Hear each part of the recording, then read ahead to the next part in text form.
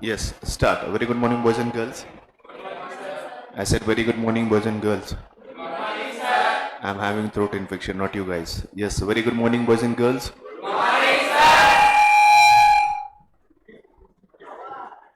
कोणाचा? Okay. So in today's session, I welcome you all to yet another session of 11th Standard Economics. 11वीं economics में आप सभी लोगों का स्वागत है. हम हमारे सेशन के डिस्कशन को आगे लेके चलते हैं. Happy to see you in black and every Friday we'll have some dress code, some color code, which is commonly available with all. जैसे boys के पास होगा pinky pinky, so next week we'll have pinky, है ना boys? अच्छा नहीं है तो पहन कर आना, है ना? कुछ कुछ लोग रियलिस्टिक, हमारा रोहित तो एकदम पक्का वाला टेडी बियर लगेगा पिंकी पिंकी पहनने के बाद, क्यूट क्यूट वाला, है ना? चलिए ध्यान दीजिए, जो चैप्टर हमने शुरू किया है उसका नाम है पॉपुलेशन, मोरल वार. और पीछे वाले चार लोग आगे आइए.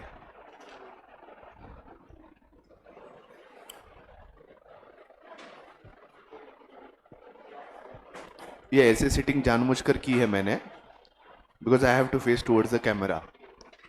अगर फेस टुवर्ड्स कैमरा रहेगा तो रिकॉर्डिंग के लिए आसान हो जाता है.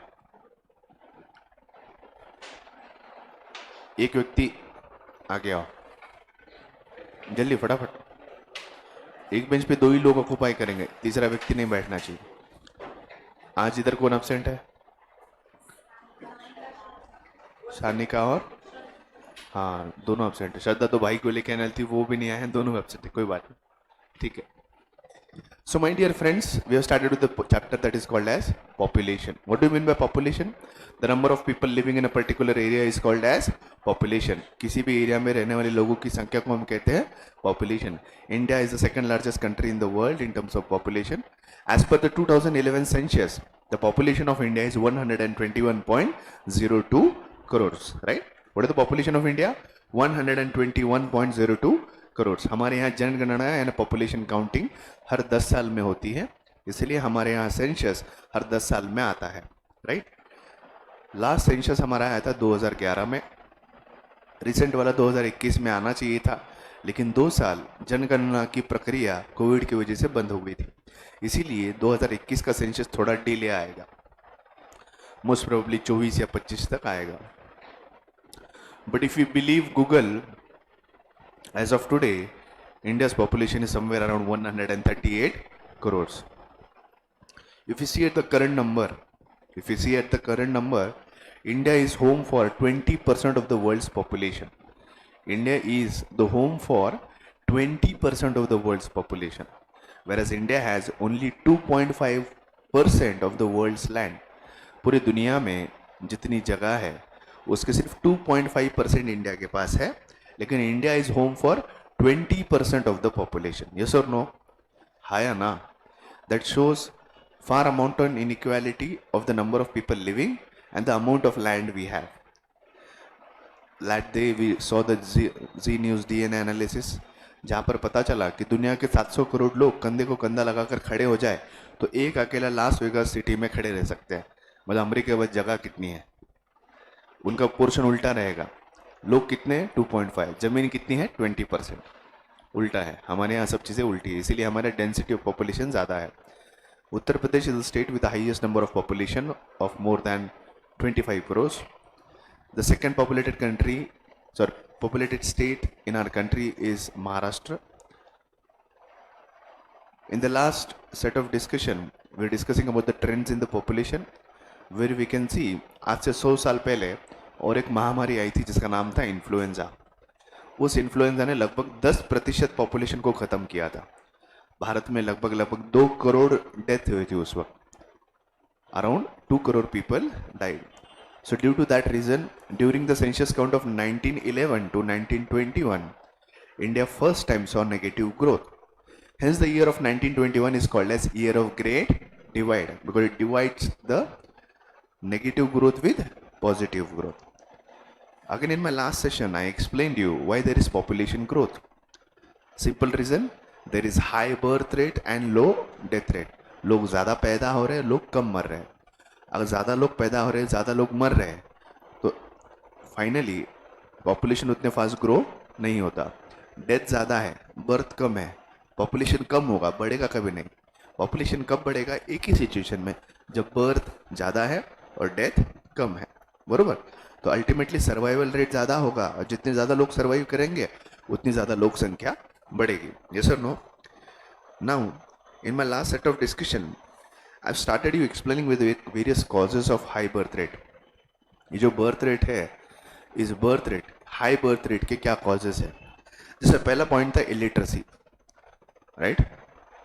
इलिटरेट, हमारे यहाँ लिटरेसी रेट बहुत कम है, स्पेशली ग्रामीण में तो और भी कम है, जिसकी वजह से, और उसमें खास तौर पर फीमेल की लिटरेसी रेट बहुत कम है। हमारे यहाँ लड़कियों की age of marriage is 18, so girls tend to get married at a very early age, which is one of the basic reasons of high birth rate. Second, universalization of marriage, ये भी मैंने बताया है, तन घोड़ी के न चढ़ाया भूतनी के, है ना? तो पढ़ो मत पढ़ो, कुछ करो या मत करो, तुम्हारी शादी तो पक्का होके रहेगी। नेक्स्ट, एज ऑफ मैरिज, हमारे यहाँ एज ऑफ मैरिज बहुत कम है। वो तो कानून कहता है, इसलिए लड़कियों की शादी 18 साल में है। अगर कोई कानून ना हो तो लिख के लो, आज भी 100 में से 50 लड़कियों की शादी 16 साल की उम्र में, क्या 15-14 साल में कर देंगे लोग। 16 साल में तो निपटा ही देंगे 50 लोग, अगर कोई कानून नहीं है तो। वो तो कानून की वजह से 2 साल कुछ लोग चुप बैठते हैं, वो तो कानून की वजह से कुछ लोग 2 साल चुप बैठते हैं। The age of marriage is, for boys it is 21, for boys it is 21, for girls it is 18. So it is बहुत obvious that girl can sing song, but you cannot. Girls गाना गा सकते हैं, साजन जी घर आए, साजन जी घर आए, दुल्हन क्यों शर्माए, साजन जी घर आए। लेकिन बॉयज, तुमको 5 साल है तो सिंग द सॉन्ग मेहंदी लगा के रखना, तो तब तक मेहंदी का कलर भी फीका पड़ने लगता है, और तब तक मेहंदी में किन किन लोगों का रंग रखता है वो भी नहीं पता, है ना? तो अभी 5 साल है, still 5 years to go, long time. Next, we're talking about a preference for male child. इसे हम कहते हैं सन मेटा प्रेफरेंस। परिवार में लड़की का होना ठीक है, लेकिन लड़की से ज़्यादा ज़रूरी क्या है? लड़का। इसी बेसिस पे मैंने एग्जांपल दिया था, गलत मत समझना, कि राघव की 2 सिस्टर है, उसके बावजूद भी बुढ़ापे में सहारा चाहिए लड़का, इसीलिए राघव आया है इस दुनिया में, है ना? उसके मम्मी पापा का सहारा बन के आया है, बनेगा सहारा वो, बट फैक्ट है, सन मेटा प्रेफरेंस। क्योंकि मैं इस बारे में बहुत डिटेल में डिस्कस कर रहा था कि परिवार में जब लड़की शादीशुदा होती है, मान लो किसी परिवार में आज मेरी बेटी है, मेरी बेटी जब बड़ी हो जाती है, पढ़ लिख कर काबिल बनती है, इंडिपेंडेंट बनती है, उसे मैं इस काबिल बनाता हूँ कि वो कुछ जॉब करके पैसे कमा सकती है। लेकिन शादी होने के बाद चाहकर भी अपने माँ बाप को अपने पैसे नहीं दे सकती। हो दे सकती है क्या? नहीं दे सकती। क्यों भाई? कोई बॉन्ड लिखवा कर लिए हो क्या? बट ये हमारे यहाँ कस्टम है, ये हमारे यहाँ रिच्युअल है। इवन उसकी माँ कहती है, लग्न झाल्यावर आमचा विचार करू नको, तुझ्या सासरीचं बघ। अरे फंडा समझ में नहीं आता मुझे, पर ठीक है। This is also one of the major reasons, this also one of the major reasons for preference for male child. क्योंकि भारतीय संस्कृति के मुताबिक बेटी एक पराया धन है ना? इसीलिए बाबुल की दुआएं लेती जा, जा तुझको सुखी संसार मिले। ठीक है? Coming on to the next point, my dear friends, it is joint family system. Joint family system. How do you really think joint family system is one of the major causes of high population growth? Can you think? Joint family तो पता है ना, जहाँ सभी लोग एक साथ एक ही घर में एक ही छत के नीचे रहते हैं। आपकी joint family है, सब एक साथ एक ही घर में एक ही छत के नीचे रहते हैं, एक ही बिल्डिंग में रहते हैं। तो ये जो joint family है, this is also one of the reason of increasing birth rate. Tell me how. Can you think? Don't look at the explanation.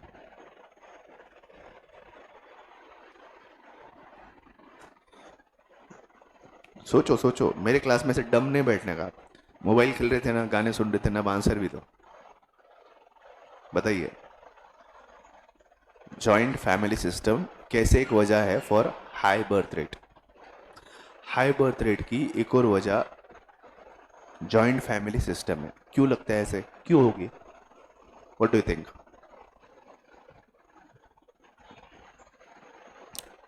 गलत रहने दो, फांसी की सजा नहीं है मेरे यहाँ पर, लेकिन जवाब दो।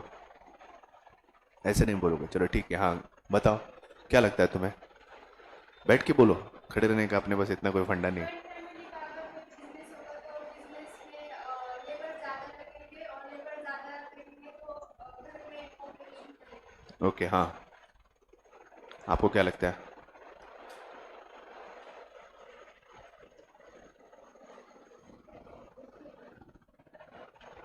क्या वॉट एवर इट इज, तुम्हें क्या लगता है जॉइंट फैमिली की वजह से पॉपुलेशन ग्रोथ का क्या इम्पैक्ट है,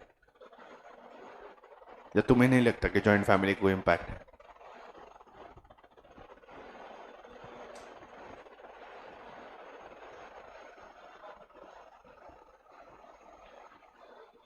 मेरा घर, बताओ Mansi.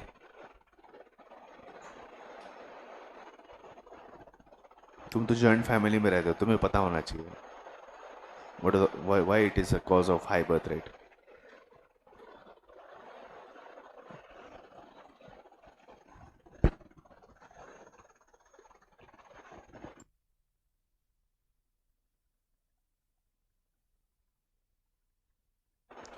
Yes, anybody from boys, क्या लगता है रोहित। अच्छा मैं नाम पुकारूंगा तभी बोलेंगे, कैसे हाथ उठा के नहीं बोल सकते कोई। हाँ, मेरा नाम कब लेंगे, है ना।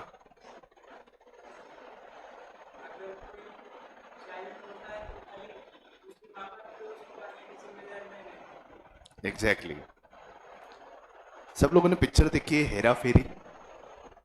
हेरा फेरी, मान लो एक परिवार, वो हेरा फेरी के तीन मेन कैरेक्टर कौन से हैं? राजू, श्याम और आपला जय महाराष्ट्र बाबूराव, है ना। राजू, श्याम और बाबूराव। सबसे शौकीन कौन है? बाबूराव। बाकी दोनों तो पीते नहीं है, पीने का शौकीन कौन था? बाबूराव। ये सर नो, मान लो ये तीनों सगे भाई है, राजू, श्याम और बाबूराव, तीनों सगे भाई है। इधर ध्यान दे डुब्बेवार, राजू, श्याम और बाबूराव तीनों सगे भाई है, जो एक ही परिवार में एक ही छत के नीचे रहते हैं।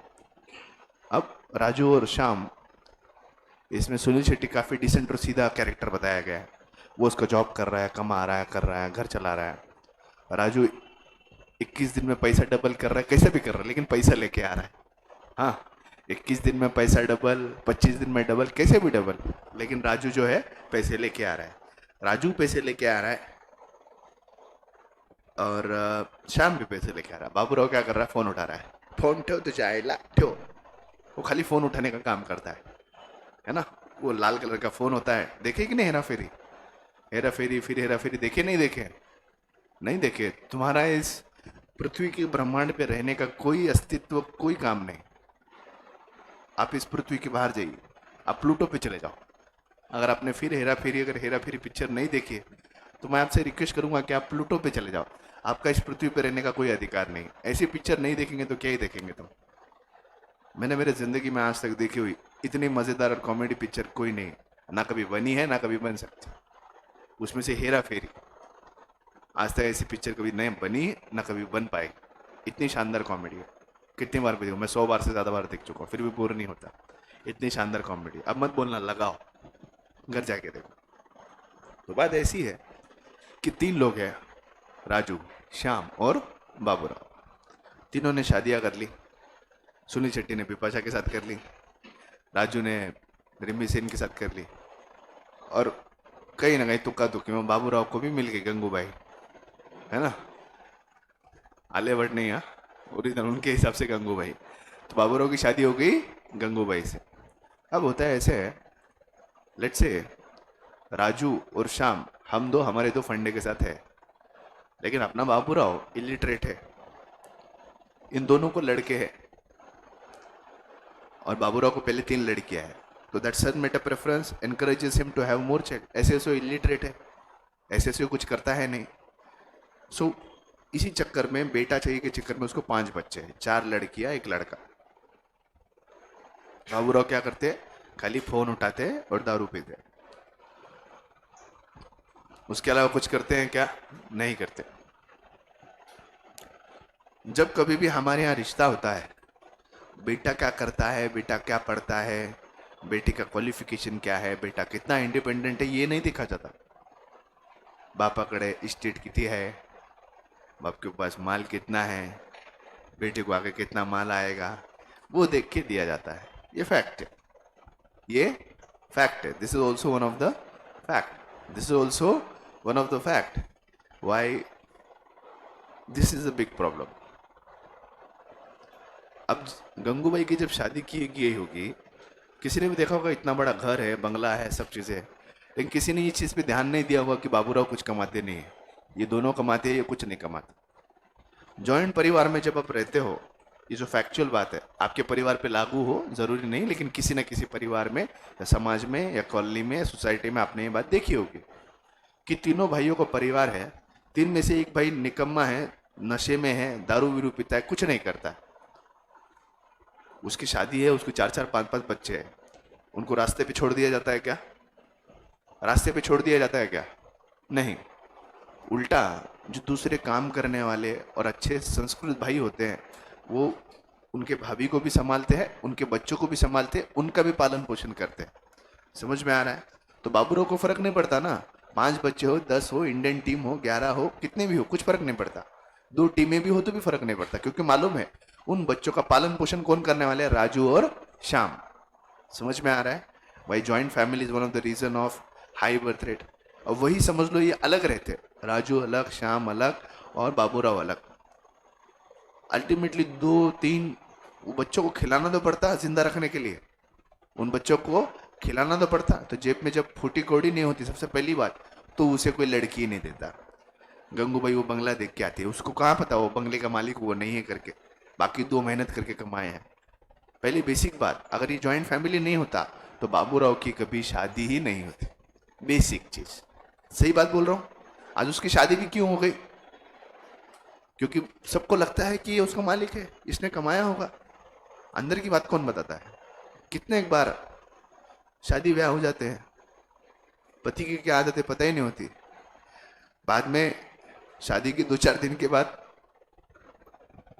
बोलो सुबह केसरी, 2-4 दिन के बाद अजय देवगन निकलता है जेब में से, है ना, विमल दाना दाना केसर।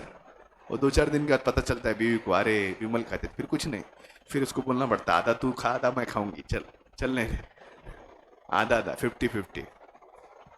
ये बात है, सही फैक्ट बता रहा हूँ सोसाइटी के, ऐसे ही होता है। बहुत बार परिवार में कोई लड़का होता है जिसको आदतें होती है, कुछ करता नहीं, कुछ नहीं, माँ बाप उसकी बहुत तारीफ करता, आमचा मुलगा खूब गुणी।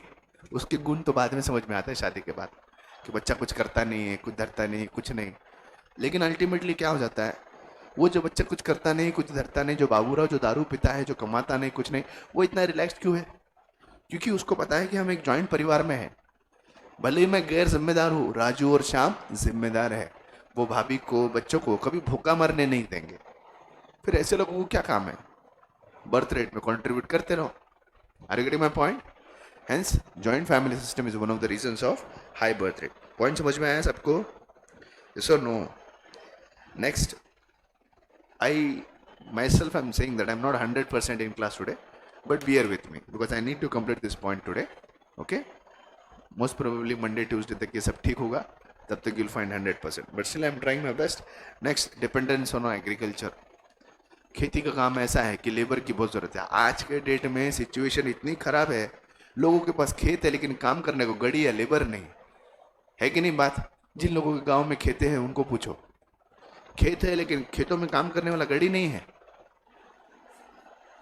अब कोई सादा परिवार है, वो परिवार में नवी विवाहित मियाँ बीवी है, उनको 20 एकड़ संभालना है, दोनों से 20 एकड़ नहीं आ रहा, तो प्लानिंग करते, अपने 4 बच्चे रहेंगे तो कम से कम 5-5 चक्कर करके संभालेंगे तो सही। वो चक्कर में भी पॉपुलेशन बढ़ रहा है। जैसे उन्होंने कहा था, खाली वो पॉइंट यहाँ पे लागू होता है कि भाई परिवार में जब खेती, एग्रीकल्चर, ये रिलेटेड ऑक्यूपेशन मेजर ऑक्यूपेशन है इंडिया का। और जहां पर गांव में जाओ, जितना ज़्यादा खेती वाला रहता है उसको लगता है जितने ज़्यादा घर के लोग होंगे उतना अच्छा। और यही चीज़ कॉमनली ऑब्जर्व करो, कितनों के घर पे खेती है, कितनों के घर पे खेती है, खेती, राइट? अब ये चीज़ तुम भी देख रहे हो ना तुम्हारे परिवार में, तुम्हारे घर के खेती का काम तुम्हारे घर के लोग ही करते हैं ना? करते हैं कि नहीं करते? गड़ी मिलता है क्या आजकल? नहीं, गड़ी के भरोसे काम भी नहीं होता। और फिर घर के लोग लगेंगे तो फिर क्या चाहिए हमें? Number of birth should increase. So dependence on agriculture. So it is not just few, one or the few reasons. There are so many reasons for high birth rate. So dependence on agriculture is also one of the major reasons for high birth rate. Next, widespread poverty. इसके बारे में मैंने उस दिन बताया था. There is a vicious circle of poverty. वो जो भिखारी होता है उसे हमेशा यही लगता है कि मैं भी कभी करोड़पति बनूंगा. इसका एग्जाम्पल मैंने उस दिन दिया था. जो शनि मंदिर के सामने बैठ के कटोरा लेके बैठा रहता है, उसको रोजाना समझो 200 रुपये भीख मिलती है, तो वो टर्नओवर प्लान करता है कि मैं अकेला भीख मांगता हूँ तो मेरा टर्नओवर कितना है? 200 रुपये. फिर सामने एक स्त्रीलिंगी भिखारी होती है, उसको आंख मारता है, अपन दोनों शादी कर लेंगे. Okay, done done done. तेरे 200 मेरे 200, अपना टर्नओवर 400. अपना टर्नओवर कितना? 400. फिर दोनों मियाँ बीवी मिल के भीख मांग रहे हैं. पता चला एक और परिवार आया, वहाँ पे 3 बच्चे हैं. अपने को तो 200 मिल रहे, बच्चों को तो 300 रुपये मिल रहे. अच्छा, 4 बच्चे पैदा करेंगे, उनको भी भीख मंगवाएंगे. 4 बच्चों का टर्नओवर कितना है? 1200. अपना कितना है? 400. 1600 रुपये पर डे कलेक्शन. म्हणजे महीने का कितना? 50,000. 50 तोला नहीं है, 50,000. महीने का कितना? 50,000. साल में 6 लाख का पैकेज. अपन ऐसे गरीबी से बाहर है ऐसे. लेकिन ऐसा होता कुछ नहीं है. वो 6 लाख का टर्नओवर तो हो जाता है. वो 6 लाख के टर्नओवर में से 5 लाख का टर्नओवर इधर जाता है बाप के इसमें. So there is a vicious circle of poverty. गरीब को लगता है मेरे घर में जितने ज्यादा लोग भीख नहीं मांगता हो, छोड़ो. अभी मुस्लिम्स में मेंटेलिटी ऐसी आती है. मैं किसी कास्ट को क्रिटिसाइज नहीं करता, पर ये फैक्ट है. Not just Muslims, also happens in the ग्रामीण ऑल्सो. हिंदू भी हो, मुस्लिम भी हो. Let's not talk about cast. Anyways, जो परिवार लेबर रिलेटेड काम करता है ना, जो भीख नहीं मांगता, मेहनत करता है, कोई भी समाज का हो, मुस्लिम हो, हिंदू हो, कोई भी हो. अगर कोई परिवार है, पति पत्नी का परिवार है, दोनों लेबर का काम करते हैं, जहाँ पे रोजाना मजदूरी कर कर उनको 300 रुपये मिलते हैं. 300 कितने हुए? 600. वो ये नहीं सोचते कि लोग बढ़ेंगे तो खर्चा बढ़ेगा. वो क्या सोचते, कल को हमारे 4 बच्चे हमारे साथ काम पे आए तो 4 बच्चों के हमको 1200 एक्स्ट्रा मिलेंगे, 2,000 रुपये महीना मिलेगा, तो 80,000 रुपये अपना टर्नओवर हो जाएगा महीने का. तो अपन गरीबी के बाहर ऐसे देंगे, ऐसा बंगला बना देंगे. लेकिन वो ये नहीं समझते, लोग बढ़ेंगे तो खर्चा भी बढ़ेगा, लोग बढ़ेंगे तो खर्चा ही बढ़ेगा. ये समझने की क्षमता उनमें क्यों नहीं है? Because they are illiterate. Illiteracy first point. मैंने क्या कहा? पॉपुलेशन की बेसिक जड़ है इलिटरेसी. बेसिक रूट कॉज क्या है?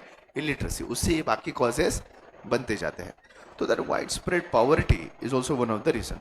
क्योंकि गरीब को इतना ही लगता है कि जितने घर में लोग हो उतने ज़्यादा कमाने वाले हाथ हो, जितने ज़्यादा कमाने वाले हाथ हो उतना ज़्यादा अपने को उत्पन्न मिलेगा. Are you getting my point? Are you getting my point?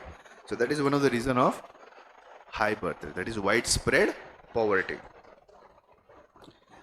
Last point for today, lack of awareness about family welfare services. The government sincerely promotes family welfare program, which educates the newly married couple about the importance of having 2 children or keeping the size of the family nuclear or small. The government has announced so many schemes, so many help for family planning. You won't believe there are family planning centers at every taluka level also, and also at the district level also. जिसमें बहुत अभी हंसी मजाक वाली movie बनी थी जिसके ऊपर नसबंदी रिलेटेड जो कोई मूवी बना था फॉर मेल. दैट वाज हंसने वाली बात नहीं, जो फैक्ट है वो है. There is also part and parcel of the family planning program. लेकिन हमारे यहाँ हर चीज को अलग देखने का तरीका है. फैमिली प्लानिंग के अंतर्गत, इस प्रोग्राम के अंतर्गत मर्दों के लिए नसबंदी है, तो उसको एक ट्रांसजेंडर का तुम रूप दे देते हो, उसे हिजड़ा बुलाने लगते हो. अरे ये क्या फैक्ट हुई? There is something called as family planning which is very far from understanding of the people. फिर से वही बेसिक रीजन क्या है? इलिटरेसी. बेसिक रीजन क्या है? Illiteracy. a female getting operated so that she does not give birth to more childs is okay. On the same contrary, if a male gets operated so as to ensure he does not give more births, यानी वो transgender यही चढ़ा, ये क्या बात हुई? ये समाज की सच्चाई है, ये समाज की सच्चाई है. It's a fact. Family planning program को लेकर कुछ ऑपरेशंस होते हैं जो फीमेल के लिए होते हैं, जिसके बाद that female is not capable of giving birth. That is okay. Under the family planning program they would always suggest the female to do same. When it will come to male, it is taken as different pride itself. आज तक समझ में नहीं आया क्यों. So ये भेदभाव क्यों, ये ना समझ क्यों? इसे हम कहते हैं lack of awareness of family welfare services. Whether it's male or whether it's female doesn't make a problem. It doesn't operate. So that you ensure that you go as per the family planning. But the female has to sacrifice. Why it's so? और कोई उसमें major कोई चीज ऐसे है नहीं. But ये misconception है समाज के. सही बात कह रहा हूँ, ये समाज की मिसकंसेप्शन है. और इसको इलिटरेसी जब तक नहीं हटेगी तब तक इसको समझ में नहीं आएगा. बात समझने वाली है. आप पढ़े लिखे हो, 10वीं पढ़े हो, आज फिर भी मेरी बातों पे हंस रहे हो. और जब बात तुम पे भी आएगी तो तुम भी इसे हंसी में ही लोगे. अगर तुम्हें किसी कह दिया, तुम लड़के हो, तुम्हें कह दिया फैमिली प्लानिंग का कोई रिलेटेड ऑपरेट तुम करो, पागल है क्या? मर्द है अपन, मर्द को दर्द नहीं होता. अरे that's wrong. That's all wrong. You have to talk clear. You have 11th standard. Now you have to talk and debate on things. जब तक वो हिम्मत नहीं रहेगी खड़े रह के हर टॉपिक पे बात करना आना चाहिए. You're putting up a point. Is my point valid? Is my point valid? Nothing wrong in saying. Okay? So lack of awareness of the family planning, lack of awareness about the family welfare services is also one of the major reasons of high birth rate. So if we see, all these are the reasons for high birth rate. कौन से point है मेरे पीछे बताओ? Illiteracy, universalization of marriage, age of marriage, preference for male child, joint Hindu family system, dependence on agriculture, widespread poverty, and lack of family welfare services. Any point not understood? Any point to be repeated? I have this habit of asking the student again and again and again. And if you are saying no, ensure that you get good marks whenever this question is asked. क्योंकि इसके बाद अगर कोई question आया exam में और ये नहीं लिख पाए, सबसे बड़े घुसा बुक की मेरी गिरेगी. कि मैं जब भी कोई कंटेंट या कोई भी पार्ट खत्म करता हूँ तो 4 बार पूछता हूँ क्लास में. लोग तो 3 बार बोलते हैं, मैं 4 बार पूछता हूँ. Any doubt? Any doubt?